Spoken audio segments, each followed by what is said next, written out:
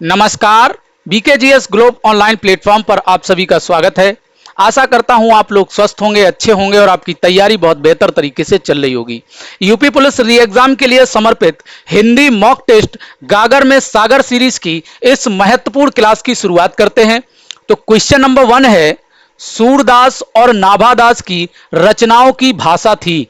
सूरदास और नाभादास ने अपनी जो रचनाएं की हैं वो ब्रज भाषा में की हैं। कौन सी भाषा में की हैं? ब्रज भाषा में की हैं। आपसे सूरदास और नाभादास की रचनाएं भी पूछी जाती हैं, तो इनकी जो प्रमुख रचनाएं हैं, सूरदास की प्रमुख रचनाएं, सूरदास की प्रमुख रचनाएं सूरसागर, सूरसागर, सूर सारावली, सूर सारावली और सूर लहरी है, और सूर लहरी है। नाभादास की प्रमुख रचनाएं, नाभादास की प्रमुख रचनाएं, नाभादास की प्रमुख रचनाओं में रूप मंजरी, रूप मंजरी, रसमंजरी, रसमंजरी और भंवर गीत है। और कौन सी है? भंवर गीत, भंवर गीत। ये इंद्रदास और नाभादास की प्रमुख रचनाएं हैं। इनको याद कर लीजिएगा, यहां से आपसे परीक्षा में प्रश्न पूछे जाते हैं। ठीक है, अगला प्रश्न देखिए। कौन सी बोली उत्तर प्रदेश में नहीं बोली जाती है?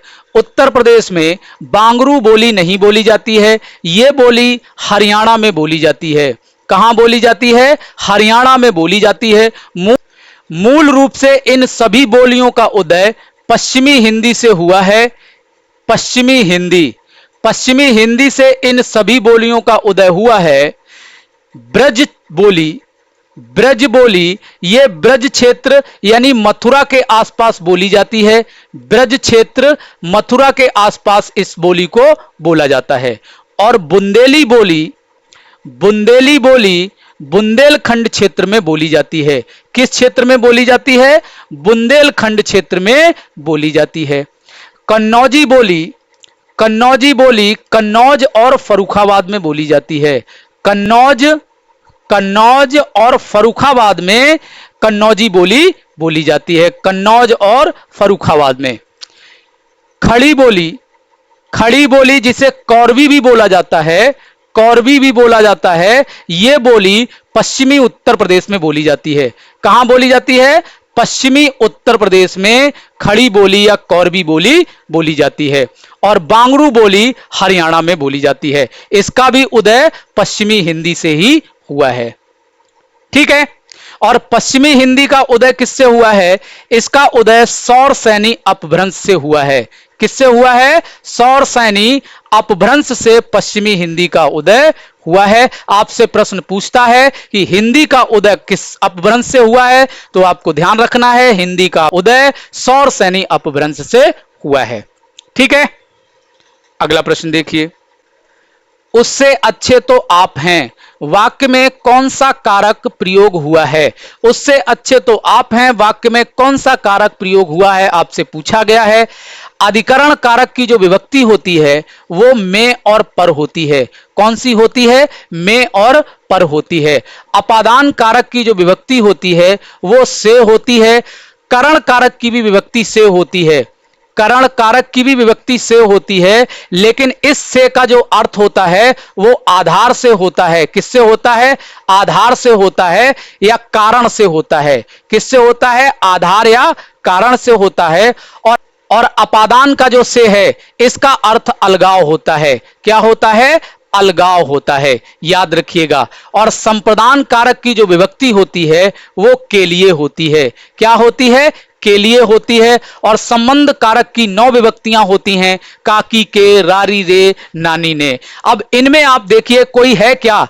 नहीं है। इनमें से कोई विभक्ति इस वाक्य में नहीं है, लेकिन अपादान कारक का प्रयोग, अपादान जब किसी की किसी से तुलना होती है, जब किसी की किसी से तुलना होती है तो वहां अपादान कारक होता है। याद रखिएगा, जब किसी विषय वस्तु की दूसरी विषय वस्तु से तुलना होती है तो वहां कौन सा कारक होता है? अपादान कारक होता है। उससे अच्छे तो आप हैं, यहां तुलना हो रही है ना, तुलना हो रही है तो फिर यह अपादान कारक हो जाएगा। ठीक है, अगला प्रश्न देखिए,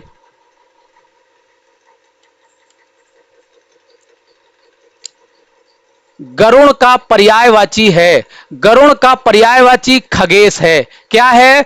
खगेश गरुण का पर्यायवाची है।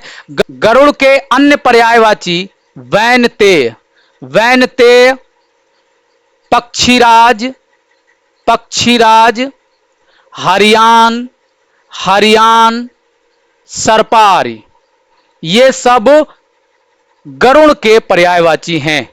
ठीक है। मदवा इंद्र का पर्यायवाची है। मदवा किसका पर्यायवाची है? इंद्र का पर्यायवाची है। और जात देव आग यानी अग्नि का पर्यायवाची है। जात देव किसका पर्यायवाची है? आग यानी अग्नि का पर्यायवाची है। ठीक है। अगला प्रश्न देखिए, भवन का अग्र हिस्सा भव्य है। रेखांकित शब्द का विलोम शब्द है। रेखांकित शब्द यानी अग्र के नीचे रेखा है और इसे हाईलाइट भी किया हुआ है, तो इसका विलोम शब्द जो होगा, अग्र का विलोम शब्द पश्च होता है। क्या होता है? पश्च होता है। आगे का विलोम पीछे होता है। आगे का विलोम क्या होगा? पीछे। और पीछे का क्या होगा? आगे। और पृष्ठ का विलोम जो होता है, पृष्ठ का विलोम मुख होता है। पृष्ठ का विलोम क्या होता है? मुख होता है। ठीक है। अगला प्रश्न देखिए, नीति ज्ञान रखने वाला वाक्यांश के लिए एक शब्द है। नीति ज्ञान रखने वाला वाक्यांश के लिए एक शब्द होगा नीतिज्ञ। क्या हो जाएगा? नीतिज्ञ। अगला प्रश्न देखिए,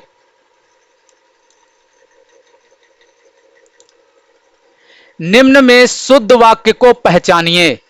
मजदूरों को अनेकों काम है, ये अशुद्ध है। मजदूरों को अनेकों काम है, ये भी अशुद्ध है। मजदूरों को अनेक काम हैं, यही सही वाक्य है, यही शुद्ध वाक्य है। मजदूरों को अनेक काम हैं, क्योंकि अनेक स्वयं में बहुवचन है। ठीक है। अगला प्रश्न देखिए, ज्ञानपीठ पुरस्कार किस भाषा से संबंधित है? ज्ञानपीठ पुरस्कार भारत का सर्वोच्च साहित्य सम्मान है। भारत का सर्वोच्च साहित्य सम्मान है। सर्वोच्च साहित्य सम्मान है। और यह पुरस्कार संविधान की 8वीं अनुसूची, संविधान की 8वीं अनुसूची की सभी भाषाओं में दिया जाता है। और संविधान की 8वीं अनुसूची में कितनी भाषाएं शामिल हैं? संविधान की 8वीं अनुसूची में 22 भाषाएं शामिल हैं। कितनी भाषाएं हैं? 22 भाषाएं हैं। और इन 22 भाषाओं को साहित्य सम्मान और इन 22 भाषाओं को ज्ञानपीठ पुरस्कार दिया जाता है। ज्ञानपीठ पुरस्कार की स्थापना 1961 में हुई थी। कब हुई थी? 1961 में इसको स्थापित किया गया था। लेकिन पहला ज्ञानपीठ पुरस्कार, प्रथम ज्ञानपीठ पुरस्कार 1965 में दिया गया था।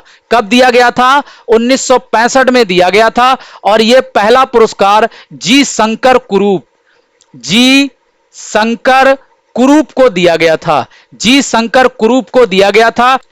और इनका संबंध मलयालम भाषा से है। किससे है? मलयालम भाषा से है। हिंदी का पहला ज्ञानपीठ पुरस्कार आपसे अक्सर पूछ लेता है।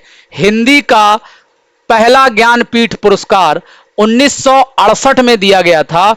1968 में दिया गया था। और किसे दिया गया था? सुमित्रा नंदन पंत को। किसे दिया गया था? सुमित्रा नंदन पंत को हिंदी का पहला ज्ञानपीठ पुरस्कार मिला था।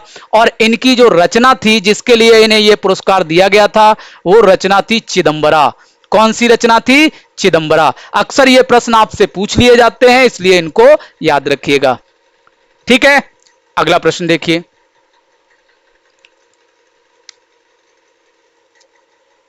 साकेत महाकाव्य के रचयिता हैं। साकेत महाकाव्य के रचयिता मैथिली शरण गुप्त की ये रचना है। किसकी रचना है? मैथिली शरण गुप्त की। मैथिली शरण गुप्त की अन्य रचनाओं में साकेत के अतिरिक्त इनकी जो प्रमुख रचनाएं हैं उसमें पंचवटी, पंचवटी, यशोधरा, यशोधरा,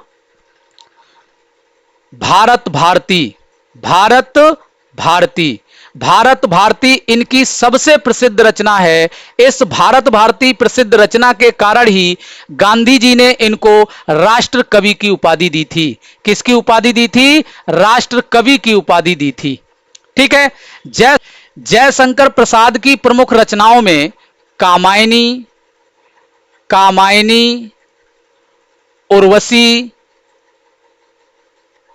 झरना, झरना, आंसू, ये जयशंकर प्रसाद की प्रमुख रचनाएं हैं। कामायनी, उर्वशी, झरना और आंसू। ठीक है। सुमित्रानंदन पंत की प्रमुख रचनाओं में चिदंबरा, अभी हमने जिसकी चर्चा की थी, चिदंबरा, लोकायतन, लोकायतन और युगवाणी, युगवाणी।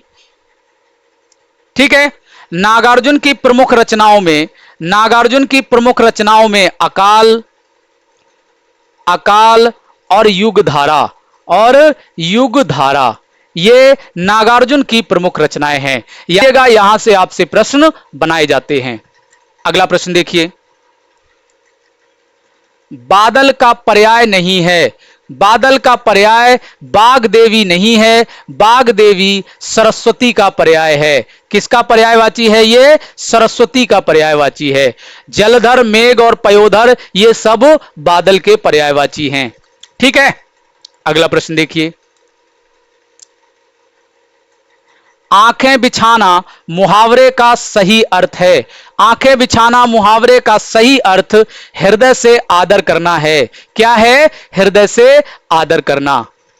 अगला प्रश्न देखिए, मैं चाहता हूं कि तुम्हारे साथ खेलूं, किस प्रकार का वाक्य है? मैं चाहता हूं कि तुम्हारे साथ खेलूं, यह मिश्र वाक्य है। कैसा वाक्य है? मिश्र वाक्य है। मिश्र वाक्य क्या होता है? जब किसी वाक्य में दो उपवाक्य एक दूसरे पर आश्रित होते हैं, एक दूसरे पर डिपेंड होते हैं, तो वाक्य मिश्र वाक्य होता है। कैसा वाक्य होता है? मिश्र वाक्य होता है। मिश्र वाक्य पहचानने की एक बहुत बेहतरीन ट्रिक आप लोगों को बता रहा हूं। अगर आपको किसी वाक्य में जहां से वाक्य जुड़े हुए हैं, जहां से दोनों उपवाक्य जुड़े हुए हैं, अगर वहां पर जो जोड़ने वाले शब्द हैं जिनसे वो उपवाक्य जुड़े हैं, अगर वो है, वो, जो, सो, की, जो, वो, सो, की, जैसा, जैसा, जिसकी, उसकी, अगर ये शब्द आपको वहां मिलते हैं जहां से दोनों उपवाक्य जुड़ रहे हैं, जहां से दोनों उपवाक्य जुड़ रहे हैं, आप आंख बंद करके मिश्र वाक्य उत्तर टिक कर दीजिए, आपका गलत नहीं होगा। अगर आपको किसी वाक्य में दो उपवाक्य जहां से जुड़ रहे हैं, वहां पर वो, जो, सो, की, जैसा, जिसकी, उसकी, उसका, ये शब्द अगर मिल जाएं तो उसमें मिश्र वाक्य होगा। जैसे जिसकी लाठी, जिसकी लाठी, जिसकी लाठी, उसकी भैंस, जिसकी लाठी, उसकी भैंस। कैसा वाक्य है? मिश्र वाक्य है। क्या प्रयोग हुआ है? उसकी। ठीक है। तो आपको अगर ये शब्द मिलते हैं तो आप आंख बंद करके मिश्र वाक्य लगा दीजिए, आपका सवाल गलत नहीं होगा। ये बहुत शानदार ट्रिक है। अगर आपने ये ध्यान में रख ली तो फिर आपका मिश्र वाक्य से सवाल गलत नहीं होगा। अगला प्रश्न देखिए, चंद्रमुखी शब्द में कौन सा समास है? चंद्रमुखी शब्द में कर्मधारय समास है। कौन सा समास है? कर्मधारय समास है। कर्मधारय समास क्या होता है? इसका प्रथम पद, इसका प्रथम पद, प्रथम पद क्या होता है? विशेषण होता है। क्या होता है? विशेषण होता है। और उत्तर पद विशेष्य होता है। उत्तर पद क्या होता है? विशेष्य होता है। यानी इस समास में विशेषण विशेष्य का संबंध होता है। और चंद्रमुखी आप लोग देख लीजिए, यह विशेषण विशेष्य का संबंध है, तो इसमें कौन सा समास हो जाएगा? कर्मधारय समास हो जाएगा। बहुब्रीहि समास क्या होता है? बहुब्रीहि समास में जो दो शब्द होते हैं उनमें कोई भी प्रधान नहीं होता है और ये दोनों मिलकर एक नया अर्थ देते हैं, एक नया अर्थ देते हैं। और तत्पुरुष समास, तत्पुरुष समास का उत्तर पद प्रधान होता है और इसका जब हम विग्रह करते हैं तो कारक चिन्हों का प्रयोग होता है। क्या होता है? कारक चिन्हों का प्रयोग होता है। और कितने कारक चिन्हों का प्रयोग होता है? 6 कारक चिन्हों का प्रयोग होता है। कर्ता कारक और संबोधन कारक का प्रयोग नहीं होता है। द्विगु समास क्या होता है? द्विगु समास का पहला शब्द संख्यावाचक होता है। इसका प्रथम शब्द कैसा होता है? संख्यावाचक होता है। ठीक है, अगला प्रश्न देखिए। त्रिपुरारी का संधि विच्छेद होगा। त्रिपुरारी का संधि विच्छेद त्रिपुर धन अरि होगा। क्या होगा? त्रिपुर धन अरि। जैसा करोगे वैसा भरोगे में कौन सा सर्वनाम है? कौन सा सर्वनाम है? इसमें संबंधवाचक सर्वनाम है। कैसा सर्वनाम है? संबंधवाचक सर्वनाम है। संबंधवाचक सर्वनाम क्या होता है? जिससे किसी विषय वस्तु का दूसरी विषय वस्तु से संबंध स्थापित होता है, वहां कैसा सर्वनाम होता है? संबंधवाचक सर्वनाम होता है। और अनिश्चयवाचक सर्वनाम क्या होता है? जिससे किसी विषय वस्तु की अनिश्चितता का बोध होता है। क्या होता है? अनिश्चितता का बोध होता है। वहां कैसा सर्वनाम होता है? अनिश्चयवाचक सर्वनाम होता है। जैसे किसी को बुलाओ, किसी को बुलाओ, यह कैसा है? अनिश्चय है, कोई निश्चय नहीं है। किसी को बुलाओ, किसको बुलाओ यह निश्चय नहीं है, तो किसी को बुलाओ कैसा सर्वनाम है? अनिश्चयवाचक सर्वनाम है। निश्चयवाचक सर्वनाम क्या होता है? जिस सर्वनाम से किसी विषय वस्तु की निश्चितता का बोध होता है। जैसे यह किताब, यह किताब, यह किताब मेरी है। यह किताब मेरी है मतलब निश्चितता हो गई कि यह किताब मेरी है। और प्रश्नवाचक सर्वनाम में प्रश्न का बोध होता है। प्रश्न का बोध होता है वह क्या चाहता है, वह क्या चाहता है। पता नहीं क्या चाहता है, वह क्या चाहता है, क्या चाहता है, यह प्रश्नवाचक का बोध हो गया, तो यह प्रश्नवाचक सर्वनाम होता है। ठीक है, अगला प्रश्न देखिए। सच्चे लोग कभी नहीं हारते। सच्चे लोग कभी नहीं हारते वाक्य में सच्चे किस प्रकार का विशेषण है? वाक्य में सच्चे किस प्रकार का विशेषण है? सच्चे गुणवाचक विशेषण है। सच्चे कैसा विशेषण है? गुणवाचक विशेषण है। सर्वनाम, जब सर्वनाम विशेषण का कार्य करे, विशेषण का कार्य करे तो वह सार्वनामिक विशेषण कहलाता है। संख्यावाचक विशेषण में संख्या का प्रयोग होता है। किसका प्रयोग होता है? संख्या का। जैसे 3 लड़के, तिगुना धन, ये सब क्या हैं? संख्यावाचक विशेषण हैं। और परिमाणवाचक विशेषण कौन से होते हैं? परिमाणवाचक विशेषण से माप तौल की वस्तुओं का बोध होता है। जैसे 4 केजी आम, 4 किलो आम, ये क्या है? परिमाणवाचक विशेषण है। ठीक है, अगला प्रश्न देखिए। निम्न में उपसर्ग रहित शब्द पहचानिए। उपसर्ग क्या होता है? उपसर्ग वह शब्दांश होता है। उपसर्ग क्या होता है? शब्दांश होता है। याद रखिएगा, आपसे पूछता है उपसर्ग और प्रत्यय दोनों ही क्या होते हैं? शब्दांश होते हैं। उपसर्ग क्या होता है? उपसर्ग किसी शब्द के पहले जुड़ता है। किसी शब्द के पहले जुड़ता है। इसमें देखिए कौन सा उपसर्ग है या नहीं है? इसमें नी उपसर्ग जुड़ा हुआ है। कौन सा है? नी। और इसमें वी उपसर्ग जुड़ा है। और इसमें क्या जुड़ा है? उद उपसर्ग जुड़ा है। और यह उपसर्ग रहित शब्द है, इसमें कोई भी उपसर्ग नहीं है। उज्ज्वल को थोड़ा सा समझ लीजिए। उज्ज्वल का जो संधि विच्छेद होता है वो उत धन ज्वल होता है। क्या होता है? उत धन ज्वल। लेकिन जब हम इसके उपसर्ग की बात करेंगे तो इसमें जो उपसर्ग होता है वो उद होता है। अगर विकल्प में आपको उद और उत दोनों ही दिए गए हों, क्या दिया गया हो? उद दिया गया हो और उत दोनों ही दिए गए हों, तो आप ध्यान रखिएगा इसका संधि विच्छेद उत धन ज्वल होता है। लेकिन इसमें जो उपसर्ग होता है वो उद होता है, क्योंकि मूल उपसर्ग संस्कृत का उद ही है, उत नहीं है। ठीक है, इस बात को विशेष रूप से आप याद रखिएगा। अगला प्रश्न देखिए। गायक शब्द में कौन सा प्रत्यय है? गायक शब्द में कौन सा प्रत्यय है? गायक शब्द में अक प्रत्यय है। कौन सा प्रत्यय है? अक प्रत्यय है। प्रत्यय क्या होता है? प्रत्यय वह शब्दांश होते हैं जो किसी शब्द के अंत में जुड़ते हैं। कहां जुड़ते हैं? शब्द के अंत में जुड़ते हैं या बाद में जुड़ते हैं। ठीक है, तो गायक शब्द में अक प्रत्यय है। ठीक है, अगला प्रश्न देखिए। 3 बेर खाती थी वह 3 बेर खाती है, वाक्य में कौन सा अलंकार है? इस वाक्य में यमक अलंकार है। कौन सा यमक अलंकार क्या होता है? जब किसी वाक्य में एक शब्द एक से अधिक बार आए। क्या है? एक से अधिक बार आए, अधिक बार, और उसका अर्थ हर बार भिन्न हो। क्या हो? अर्थ हर बार भिन्न हो। अर्थ हर बार भिन्न हो तो वहां यमक अलंकार होता है। कैसा अलंकार होता है? यमक अलंकार होता है। इस वाक्य में एक बार बेर का प्रयोग फल के रूप में हुआ है, बेर फल के रूप में, और एक बार बेर का प्रयोग समय के रूप में हुआ है। किसके रूप में हुआ है? समय के रूप में हुआ है। ठीक है, अगला प्रश्न देखिए।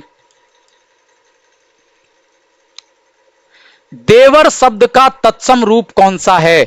देवर शब्द का तत्सम रूप द्विवर होता है। क्या होता है? द्विवर। अगला प्रश्न देखिए। निम्न में कौन सा शब्द एकल का तद्भव रूप है? एकल का तद्भव अकेला है। क्या है? अकेला। अकेला का तत्सम एकल और एकल का तद्भव अकेला।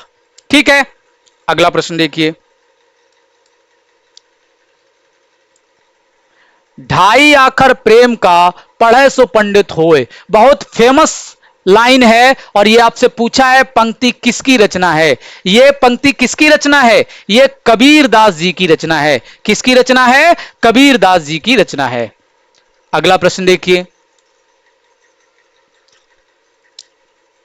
हमारे देश में जयचंदों की कमी नहीं है। जयचंदों शब्द में संज्ञा का कौन सा भेद है? अब जयचंद किसी का नाम होगा, जयचंद किसी का नाम होगा तो यह व्यक्तिवाचक संज्ञा होगी।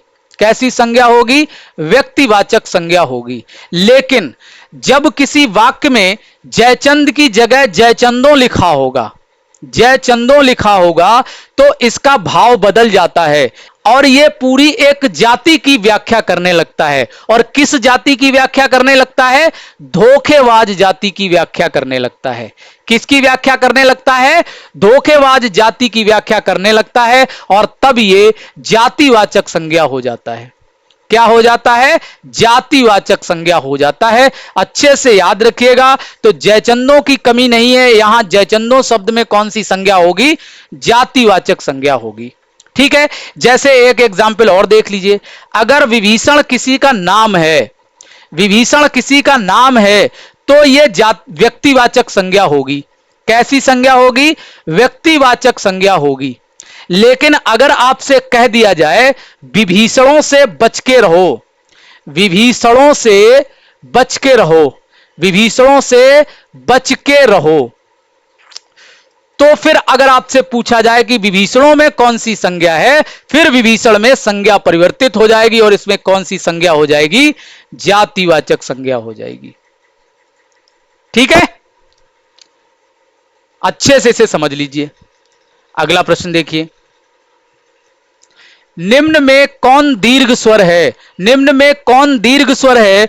दीर्घ स्वर आ है। कौन सा स्वर दीर्घ है? आ स्वर दीर्घ है। दीर्घ स्वर 3 होते हैं, आ होता है, ई होती है और ऊ होता है। दीर्घ स्वर वो होते हैं जो समान स्वर के मिलने से बनते हैं। कैसे बनते हैं? समान स्वरों के मिलने से बनते हैं। आ का जो निर्माण हुआ है वो आ और आ से हुआ है। ऊ का जो निर्माण हुआ है वो ई और ई से हुआ है, और ऊ का निर्माण ऊ और ऊ से हुआ है। ठीक है, और ये कैसे स्वर होते हैं? दीर्घ स्वर होते हैं। और ये सभी कैसे स्वर हैं? ये संयुक्त स्वर हैं। कैसे स्वर हैं? संयुक्त स्वर हैं। संयुक्त स्वर का निर्माण भी दो स्वरों के मिलने से होता है, लेकिन इनका निर्माण असमान स्वरों के मिलने से होता है। कैसे होता है? जब असमान स्वर मिलते हैं तो संयुक्त स्वर का निर्माण होता है। जैसे जैसे ए,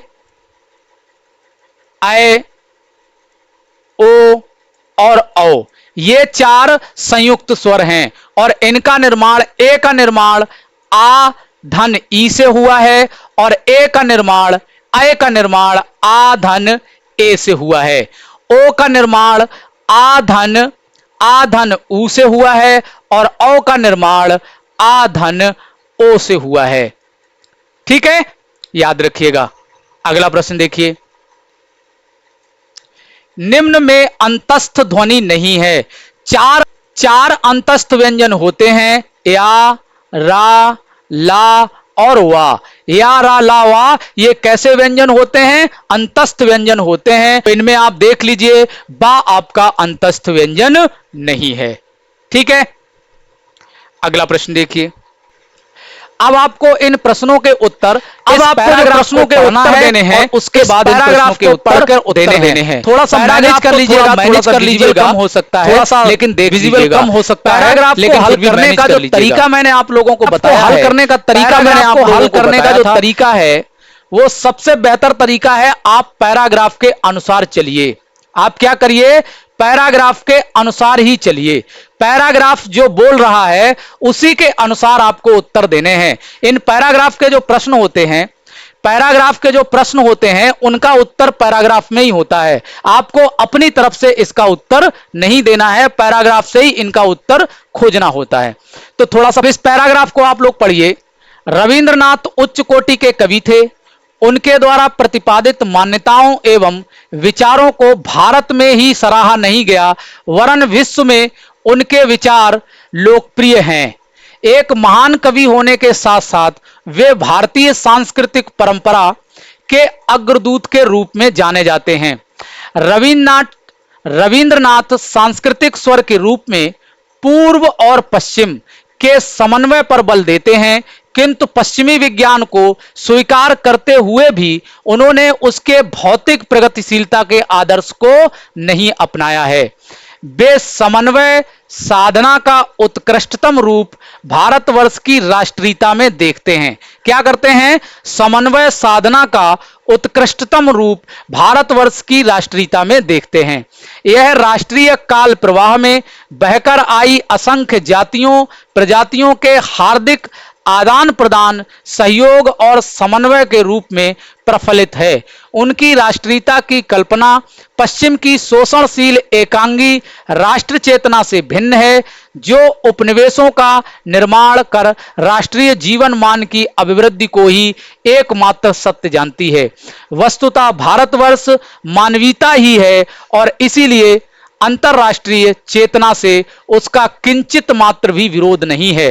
भारत का राष्ट्र धर्म मानवता की पुकार बनकर ही अपने आध्यात्म धर्म को चरितार्थ करता है। अब ये प्रश्न देखिए आप लोग, भारतीय राष्ट्रीयता को पर्याय कहा जा सकता है। आप सबसे अंत में देखिए, भारत का राष्ट्र धर्म, यहां पे पहुंचिए। भारत का राष्ट्र धर्म मानवता की पुकार बनकर ही, क्या है? मानवता की पुकार बनकर ही अपने आध्यात्म धर्म को चरितार्थ कर सकता है। विकल्प क्या है? भौतिकवादी है? नहीं है। प्रगतिशीलता का है? नहीं है। आध्यात्मवाद का नहीं है। मानवीयता का है। किसका है? मानवीयता का है। ठीक है, बात समझ में आ गई कि नहीं? अगला प्रश्न देखिए।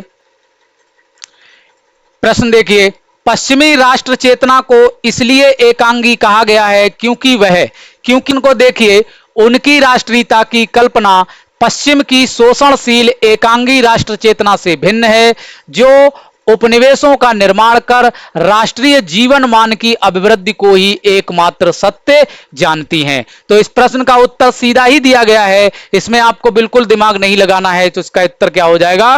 राष्ट्रीय जीवन मान की वृद्धि पर बल देती हैं। ठीक है, अगला प्रश्न देखिए। भारतीय राष्ट्रीयता अंतरराष्ट्रीय चेतना की अविरोधी है क्योंकि वह सहयोग और सौहार्द पर आधारित है, मानवीयता की समानार्थी है। देखिए ये पूरा पैराग्राफ मानवीयता के इर्द गिर्द घूम रहा है, तो ये इसका उत्तर क्या हो जाएगा? बी, मानवीयता की समानार्थी है। ठीक है, अगला प्रश्न देखिए।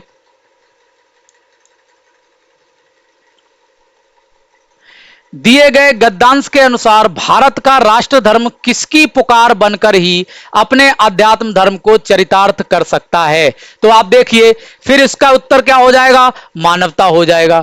फिर इसका उत्तर क्या हो जाएगा? मानवता की।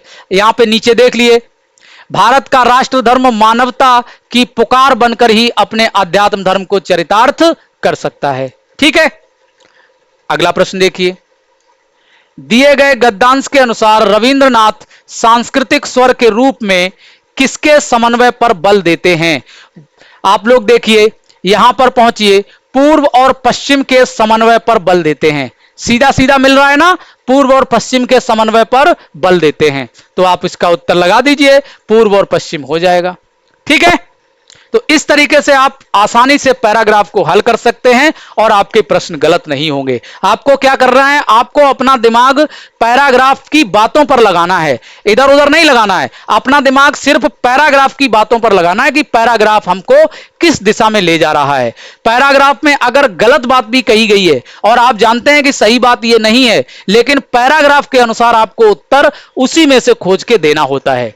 ठीक है, ये आपकी आज की क्लास का अंतिम प्रश्न था। अगर आप लोगों को यह क्लास अच्छी लगी हो तो वीडियो को लाइक और शेयर जरूर कीजिएगा और चैनल को भी सब्सक्राइब कीजिएगा। कमेंट कर हमें जरूर बताइएगा कि हमारा प्रयास आपको कैसा लगा। मिलते हैं आपसे अगली क्लास में अन्य महत्वपूर्ण प्रश्नों के साथ। तब तक के लिए नमस्कार, धन्यवाद।